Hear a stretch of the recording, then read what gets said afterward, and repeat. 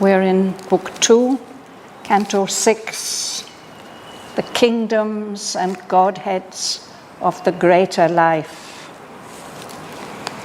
And we've come to the section which starts on page 188. 𝒍𝒊𝒈𝒉𝒕 is described as a hunter studying life like a hunter studies his prey. And we came to line 580 on page 189. I'll start reading from there.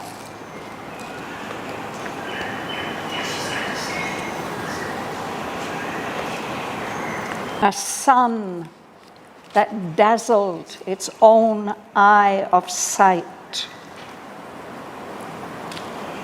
a luminous enigma's brilliant hood lit the dense purple barrier of thought's sky. A dim, large trance showed to the night her stars. As if sitting near an open window's gap, he read by lightning flash on crowding flash chapters of her metaphysical romance, of the soul's search for lost reality, and her fictions drawn from spirit's authentic fact, her caprices and conceits and meanings locked, her rash, unseizable freaks and mystery turns, the magnificent wrappings of her secrecy that fold her desirable body out of sight, the strange, significant forms woven on her robe, her meaningful outlines of the souls of things he saw, her false transparencies of thought hue, her rich brocades with imaged fancies sewn, and mutable masks and broideries of disguise. 1,000 baffling faces of the truth looked at him from her forms with unknown eyes, and wordless mouths unrecognizable spoke from the figures of her masquerade, or peered from the recondite magnificence and subtle splendor of her draperies. In sudden scintillations of the unknown, inexpressive sounds became veridical. Ideas that seemed unmeaning flashed out truth. Voices that came from unseen, waiting worlds uttered the syllables of the unmanifest to clothe the body of the mystic word. And wizard diagrams of the occult law sealed some precise, unreadable harmony, or used hue and figure to reconstitute the herald blazon of time's secret things. In her green wildernesses and lurking depths, in her thickets of joy where danger clasps delight. He glimpsed the hidden wings of her songster hopes, a glimmer of blue and gold and scarlet fire. In her covered lanes, bordering her chance-field paths, and by her singing rivulets and calm lakes, he found the glow of her golden fruits of bliss and the beauty of her flowers of dream and muse. As if a miracle of hearts changed by joy, he watched in the alchemist radiance of her suns the crimson outburst of one secular flower on the tree of sacrifice, of spiritual love. In the sleepy splendor of her noons, he saw a perpetual repetition through the hours, thoughts dance of dragonflies on mystery stream that skim but never test its murmur's race,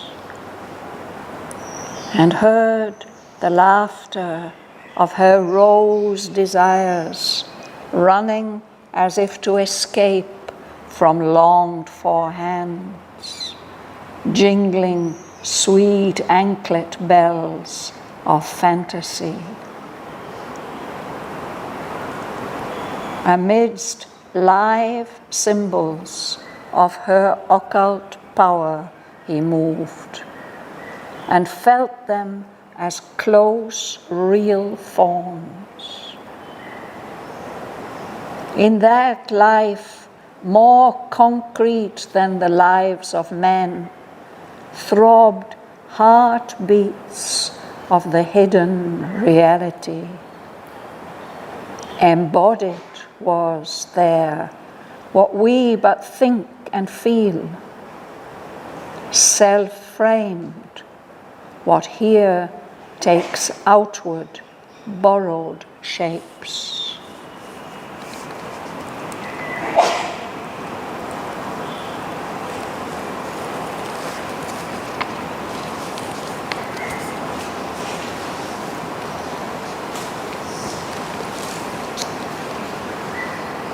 It's full of beautiful, colorful, vivid imagery. We can see all kinds of wonderful pictures.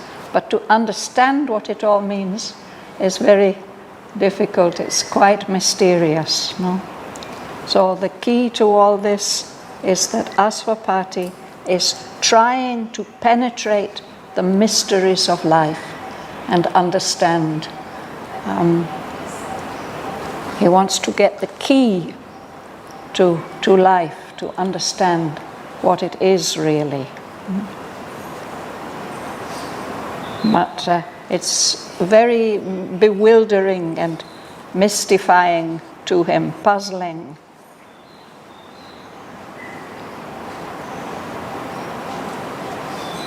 Will you start, Dana, please? Line 580. A sun that dazzled its whole height of sight, a luminous enigma's brilliant pool, lit the dense purple barrier of God's sky. A dim, large trance showed through the night like stars. So let's look at this picture. A sun. There's a sun. It's so bright that it dazzles itself. Its own eye of sight. And at the same time, he says it's the hood, the head covering, a brilliant head covering of a luminous enigma, a mystery, a riddle. That's what's lighting up, the dense purple barrier of thought's sky. So this is in the life world. So this is the life mind. There's a mixture of the blue of mind with the red of the life world. It makes this purple color. No? And it can be very intense. Here it's dense. The sky seems to be dense and it's difficult to penetrate. But this is the sky of thought.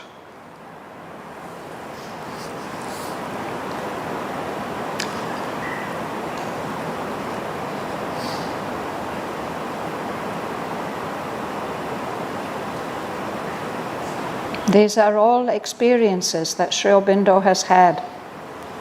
And Mother tells us that to really understand what he's telling us, it would be necessary for us to have the same experiences. So this we can't do, but what we can do is to try and use our minds as intelligently as possible to grasp some of the meaning of these mysterious sentences. So first this image, the sun that is very bright, but it's at the same time hiding something, lighting up this purple barrier, this intensely purple sky. The purple is the color of the vital.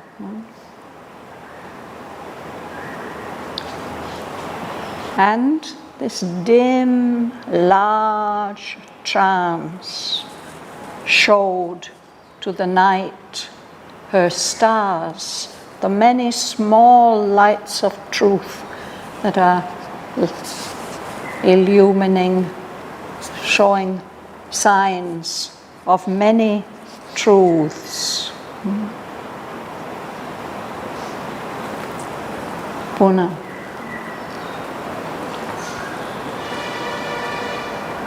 As if sitting near an open window's gap, he read by lightning flash on crowding flash chapters of her metaphysical romance, of the soul's search for lost reality, and her fictions drawn from spirit's authentic fact. Her caprices and concepts and meanings locked. Her rash, unseizable freaks, yeah. Freaks and mysterious turns. Mystery turns, yes. So here it is as if he's sitting by an open window and reading by flashes of lightning. As if sitting near an open window's gap, he read by lightning flash on crowding flash. So there's many flashes of lightning, but they just come for a moment. You know how it is with lightning. It lights something up, but only, and then it's gone. But he's trying to read the story of life. He's trying to read chapters of life's metaphysical romance, of the soul's search for lost reality.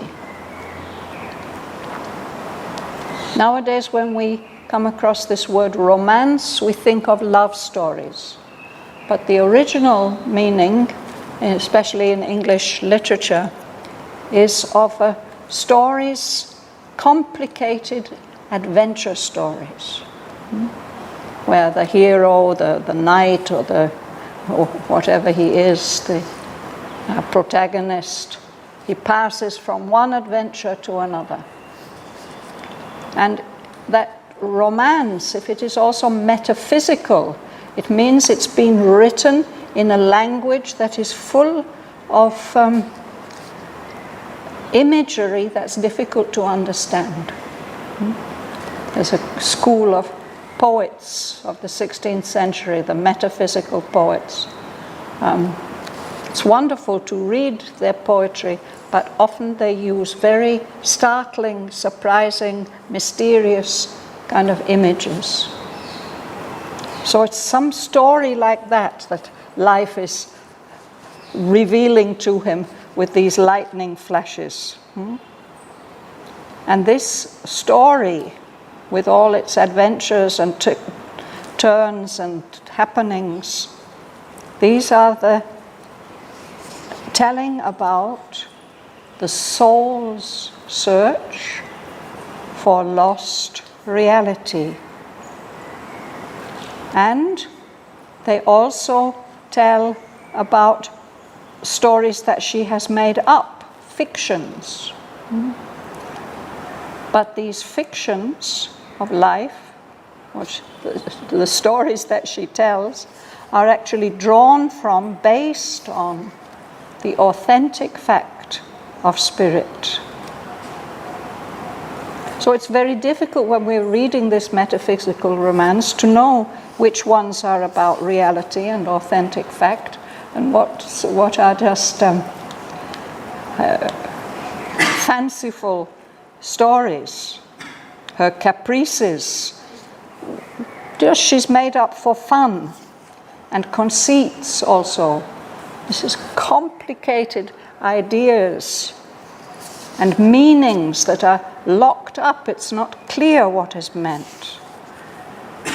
Life presents us with all kinds of rash, daring, unseizable freaks, things that are abnormal, difficult to understand, and mystery turns. Something unexpected happens. We can't understand why. Life is like that, no? If we really start to look at it. Philomena. The magnificent wrapping of her secrecy that pulled her miserable body out of sight. The strange, significant forms woven on her robe, her meaningful outlines of the souls of things he saw, her false transparencies of thoughts too, her rich brocades with imaged fancies sewn, and mutable masks and borderless for discuss. Yes. So these are all the things that he's seeing about life. She wears wonderful clothes to cover up herself so that we get distracted by the robes. They fold her desirable body out of sight. We don't see the body, we only see these amazing, magnificent wrappings that she puts on. And the strange, significant forms that are woven, the patterns that are woven into her robe. No? Some of them are meaningful outlines of the souls of things. Some of these things that he's seeing really are meaningful and true and helpful. No? But he also sees her false transparencies of thought hue, as if overlying the reality there are transparent fabrics which have other things woven on them. So it's very confusing to know which is which. Sometimes she wears these rich brocades. Brocade is a heavy silken fabric which is woven with different designs on either side. On the inside it'll be like this, and on the outside it'll be like the other. Rich, expensive. It takes great skill to weave those brocades. And on top of the brocades are sewn, are embroidered, or appliqued, imaged fancies, images and pictures.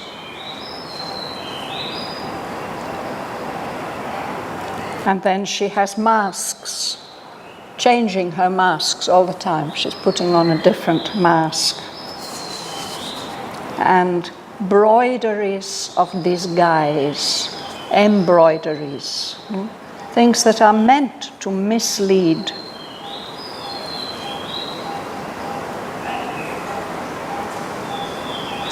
Life as a great enchantress who is hiding her secrets from us. Would you like to read? Yes.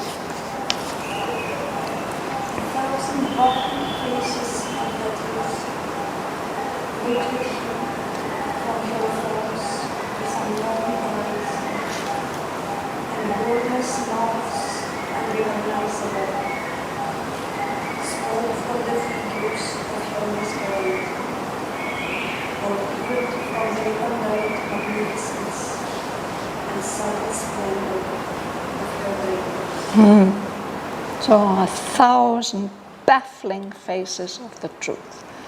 If something is baffling, it's so difficult to understand. 1,000 different baffling faces of the truth look out at 𝒍𝒊𝒈𝒕 from all these forms of life. And he doesn't recognize the eyes that are looking out at him. He doesn't recognize the mouths that are speaking to him, but they are speaking to him. They are speaking, they're saying something. All these figures of her masquerade, of her disguise, her extravagant disguise, seem to be speaking. Or maybe they're not speaking to him, they're just hiding somewhere and peering out, looking out from the recondite magnificence and subtle splendor of her draperies. Life is covered by these amazing fabrics, and it's as if there are little faces looking out from the folds at him. Recondite also means secret, hidden, difficult to see.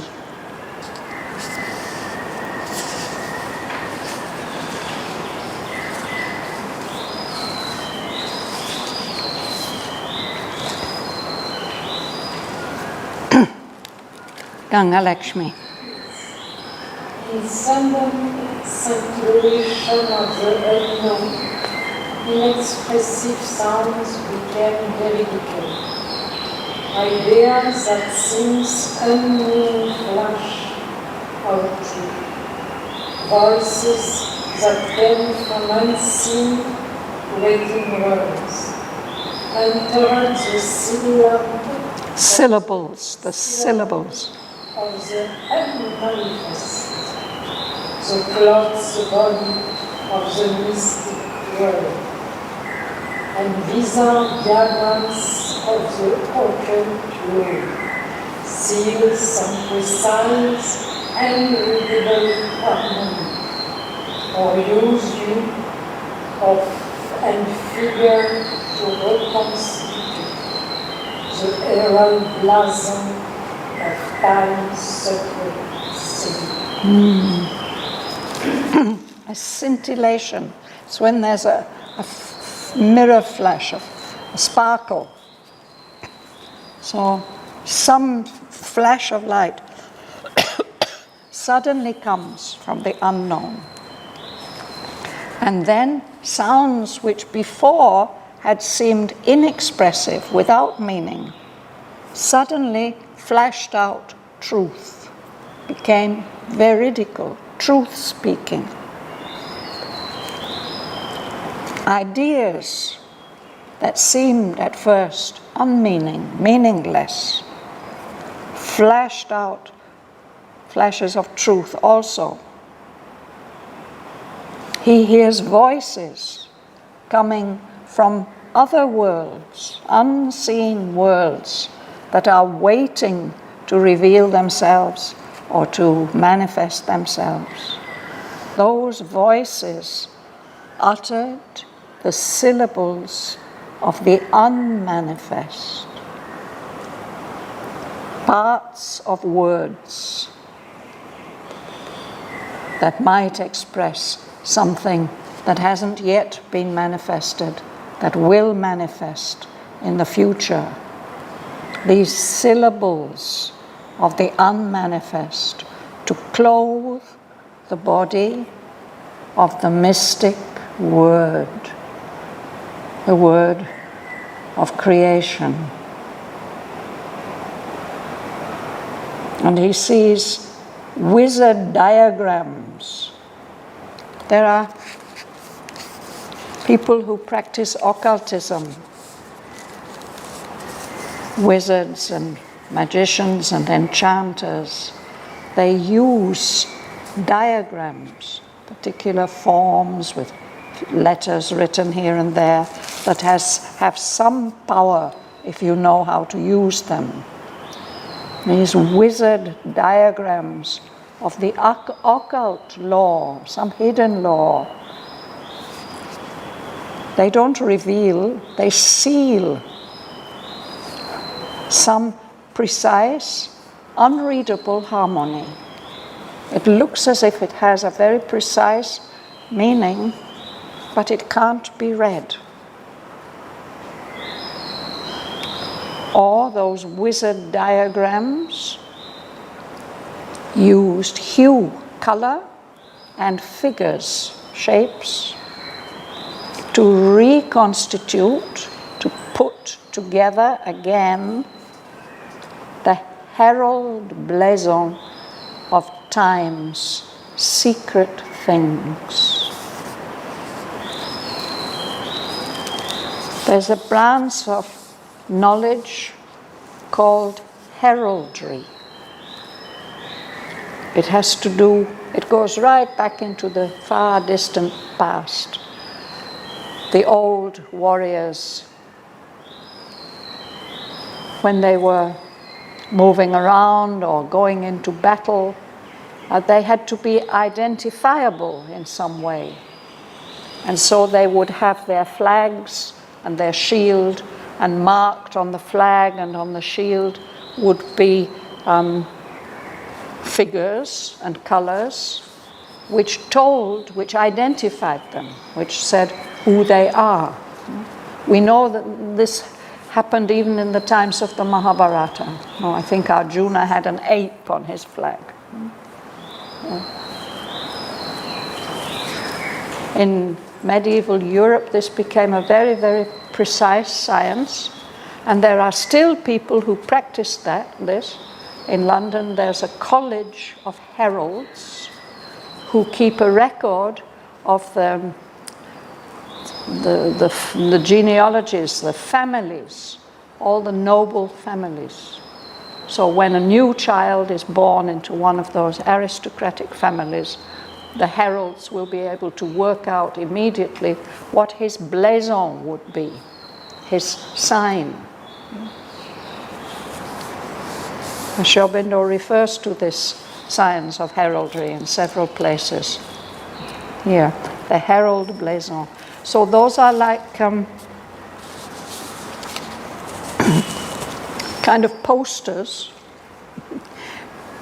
and the figures that are on there, they have a meaning. So he says there was something there, these wizard diagrams.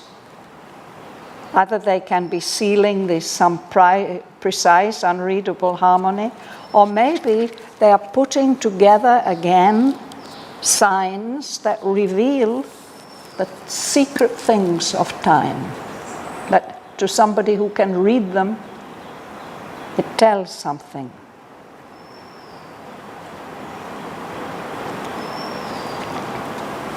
So this is one kind of imagery that Sri Aurobindo is using.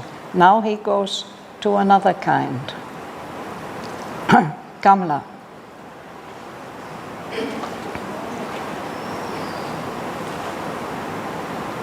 In her illness and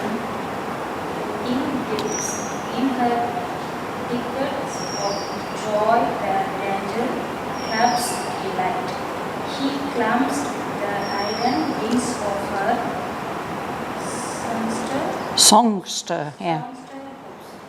A glimmer of blue and gold and Scarlet. 5. Yes.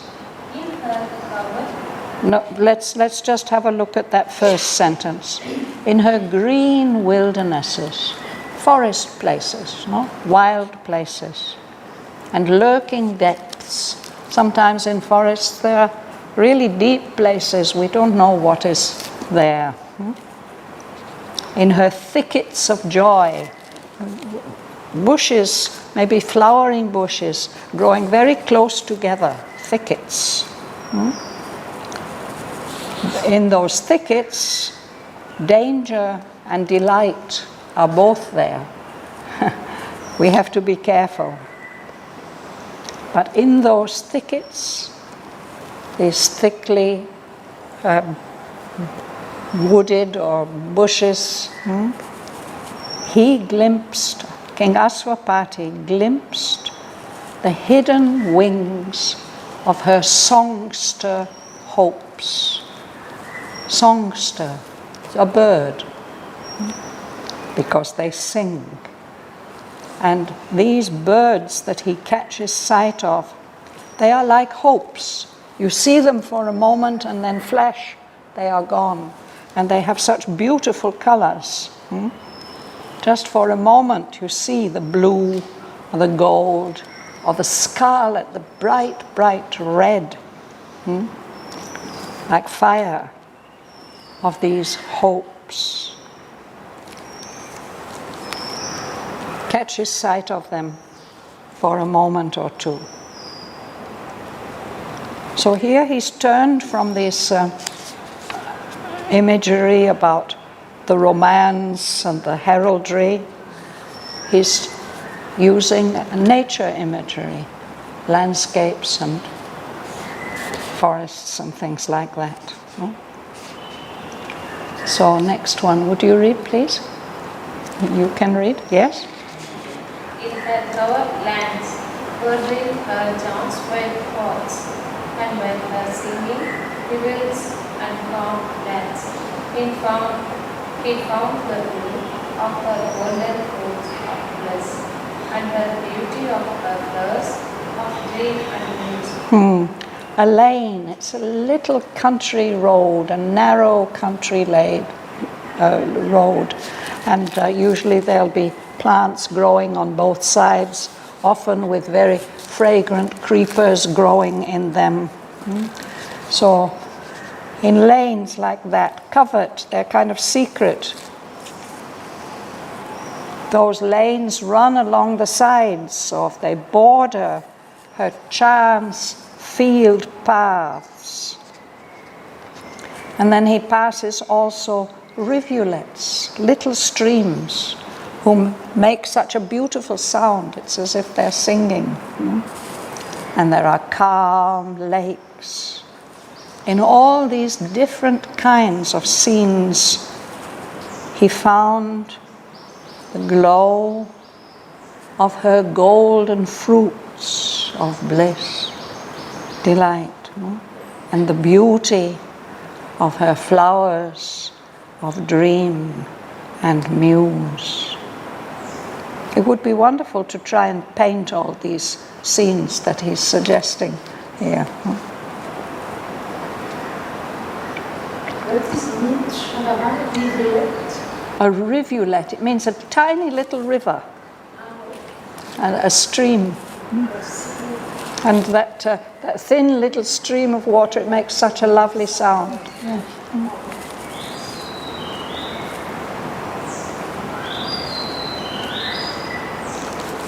You like to read, sir? Will you read?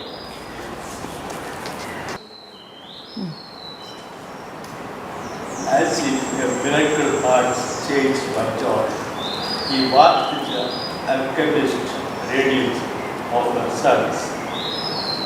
A crimson outburst of one secular flower on the tree of sacrifice of spiritual love.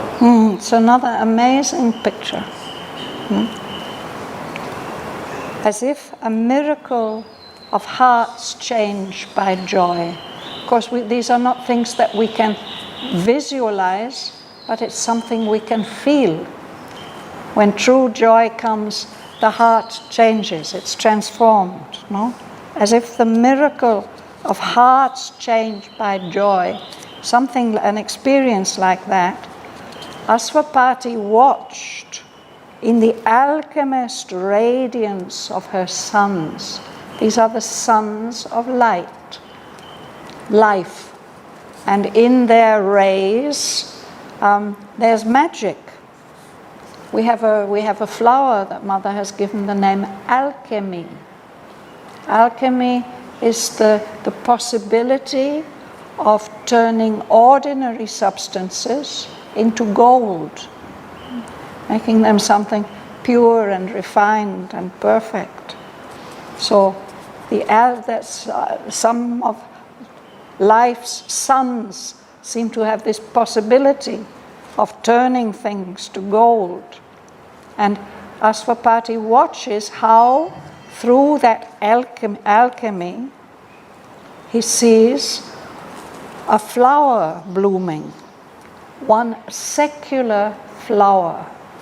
Secular has to do with ordinary life, not mystical life. The crimson outburst of one secular flower sprouting, blossoming on the tree of sacrifice, of spiritual love. So the tree of spiritual love can also nourish and allow to blossom something that is not spiritual, which is full of passion and deep color, vivid. Shraddhavan, was the term about the number 8 means alchemy and occultism. The number 8? 8. I always think of the number 8 as meaning protection. Anyway, yes. 8 is for alchemy. Yes. So that's what alchemy is. It's the science or the possibility of obtaining pure gold from ordinary substances.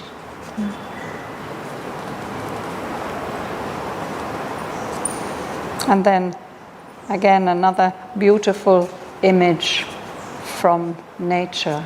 Would you like to read? In the sleepy splendor of a moon's sun, the perpetual reputation of the heights, thoughts dance of dragonflies on mysterious tree, that skin that never tastes its murmurs rays, and heard the laughter of her rose desire, running as if to escape from long for hand, Jimmy sweet anchored words of fantasy. It's another lovely, complex image of a summer afternoon. The sleepy splendor of her noons. I think it's just afternoon, the warmest time of the day. And he sees in her sleepy afternoons dragonflies dancing above water, above a stream. I don't know whether this happens here, but it's something that in Europe we see. If there's a stream in a wood, there will be, in the summer, there will be these dragonflies. And they're called dragonflies because of their big wings and their beautiful colors. And it's as if they are dancing over the surface of the water. So he says, these dragonflies represent thoughts, actually. And what these thoughts are doing is they're hovering over a stream that represents mystery, marvel, something that's difficult to understand. So the dragonflies, the thoughts, they almost touch the surface of the stream. But they never really try what it is like to go into the water and swim. No, they don't do that. They just skim the surface.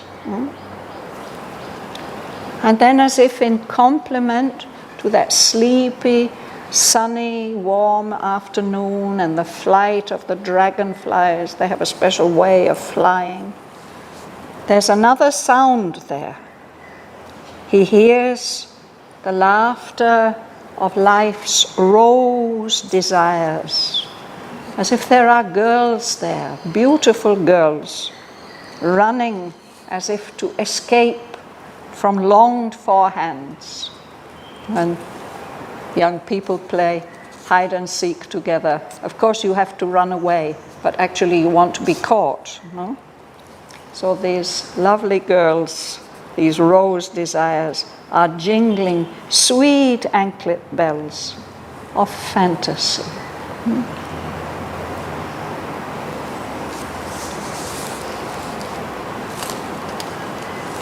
I don't think anybody but Sri Aurobindo has ever written poetry like this. It's something so unusual and remarkable. Will you read?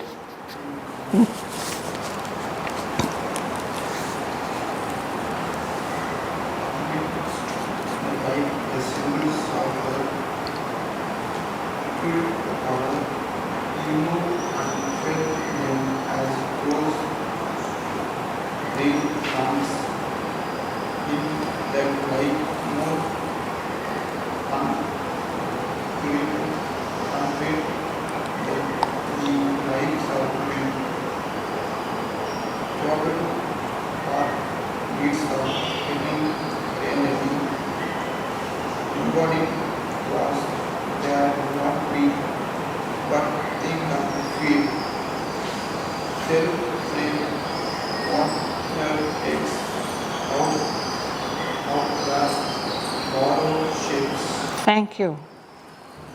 So 𝒍𝒊𝒈𝒕 is moving amidst, in the middle of forms that are living symbols of the occult power, the secret powers of life. 𝒍𝒊𝒈𝒕 is moving all these forms which are being described here. These are living symbols of life's occult power.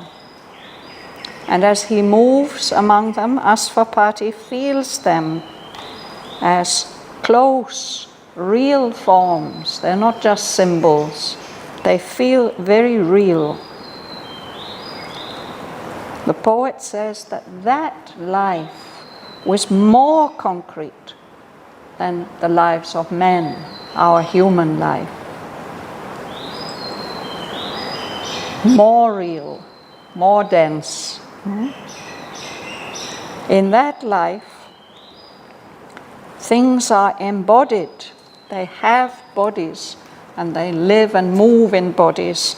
Things that we only experience as thoughts or feelings.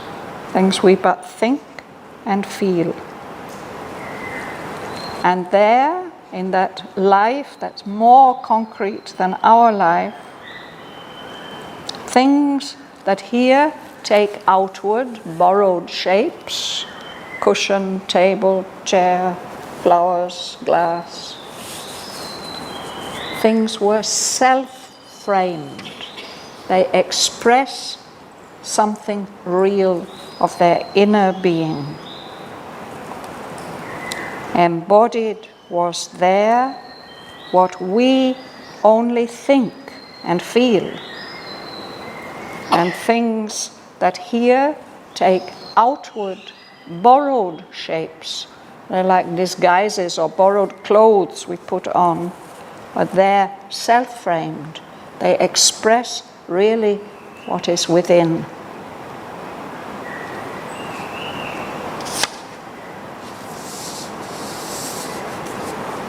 So beautiful pictures but not so easy to understand.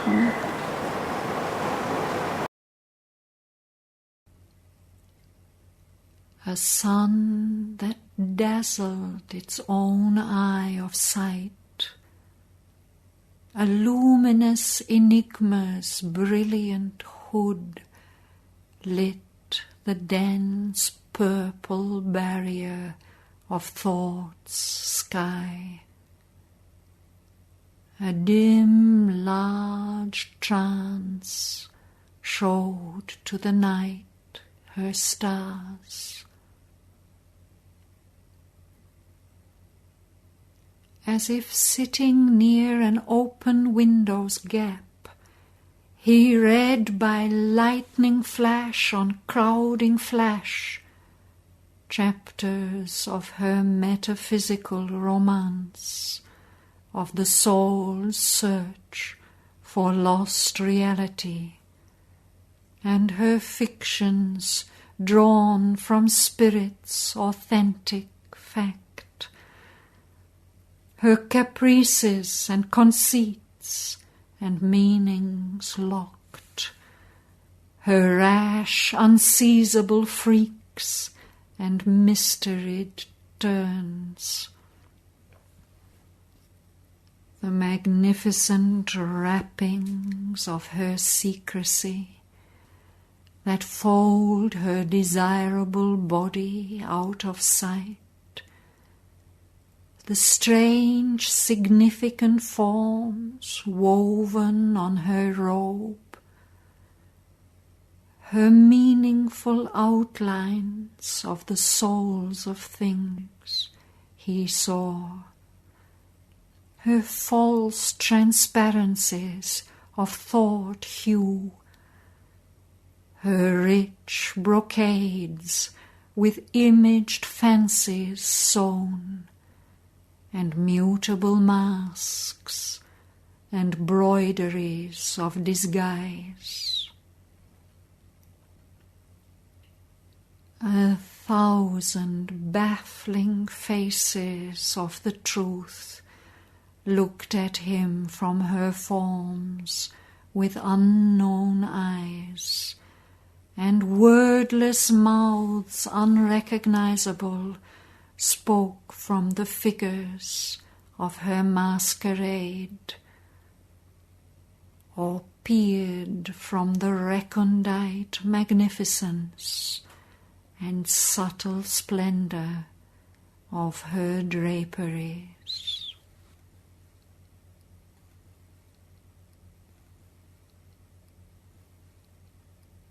In sudden scintillations of the unknown, inexpressive sounds became veridical.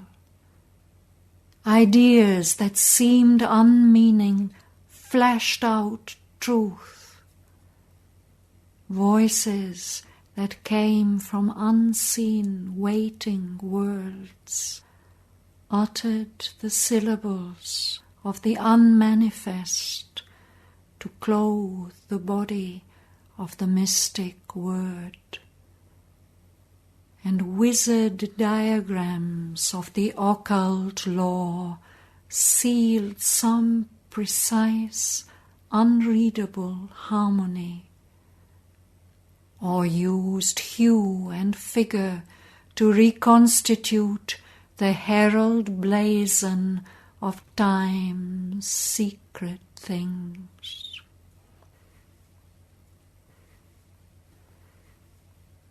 In her green wildernesses and lurking depths,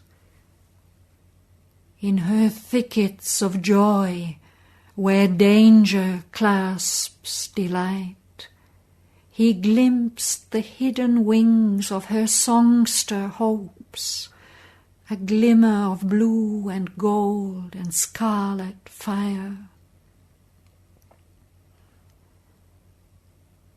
In her covered lanes, bordering her chance-field paths, and by her singing rivulets and calm lakes, he found the glow of her golden fruits of bliss, and the beauty of her flowers of dream and muse.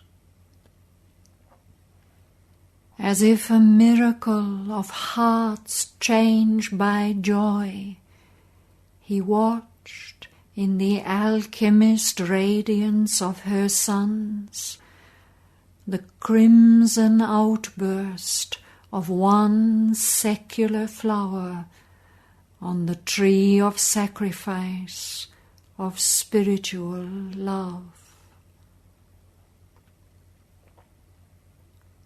In the sleepy splendor of her noons, he saw a perpetual repetition through the hours, thoughts dance of dragonflies on mystery's stream that skim but never test its murmur's race,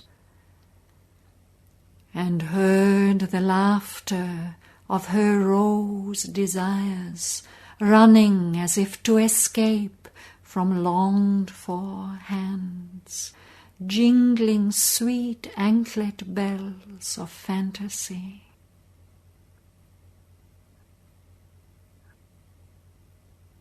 Amidst live symbols of her occult power, he moved and felt them as close real forms. In that life more concrete than the lives of men throbbed heartbeats of the hidden reality. Embodied was there what we but think and feel, self-framed what here takes outward borrowed shape.